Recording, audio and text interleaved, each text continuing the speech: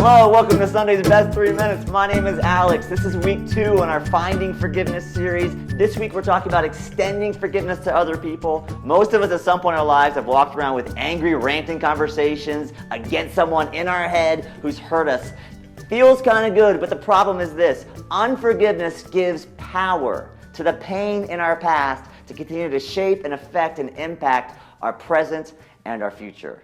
Well, Jesus talked a lot about forgiveness, and one time he tells a story of a servant who owes his master like $1 billion, literally, and he begs for forgiveness, and the master forgives the debt entirely. Well, then that same servant, a few minutes later, finds another servant who owes him a much smaller debt, and he has his fellow servant thrown into jail. Well, the master hears about this, and he calls the servant in, and he says this to him. He says, "I canceled that debt of yours because you begged me to. Shouldn't you have had mercy on your fellow servant, just as I had on you?" Now, of course, that's what we all think, right? That the mercy that wiped out this huge debt should have started this virtuous cycle where the servant forgives a much smaller debt and sort of pays it forward to the smaller debt owed him. The master does the math, but chooses to go on and extend mercy. The servant does the math and stops at the math, refusing to extend mercy, even though he himself has benefited from it in just the last few minutes.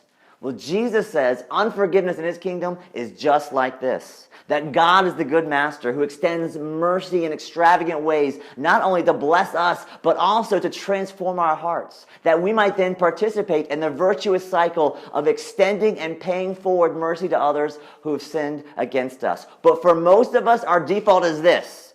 We want mercy for ourselves and math for other people. And often our sense that God has been merciful to us, that feels very distant and very far off, while the pain inflicted on us, the injustice against us, we feel that very, very, very deeply. So try this week and see if this might help you to connect a little bit with this. And I want to encourage you to try this, even if you're not a Jesus person or don't pray very much. Try this. First, ask God to show you this week a small slice of how much mercy he's already given you or wants to show you. The scriptures declare that Jesus and God is always at work, always moving in our lives, even if we don't care about him, even if we don't like him, even if we don't want him to be there. So ask God to show you one example, one small taste of mercy that he's extended to you somewhere along the way. And then second, ask God to show you someone in your life where you're still stuck doing the math, where God is inviting you to participate in his extravagant mercy. I did this week within 12 hours. God put someone right in my face, right in front of me, that I thought I'd already forgiven. But as soon as I saw them, the math equation started piling in my head. I started rehearsing all the math, and I had to stop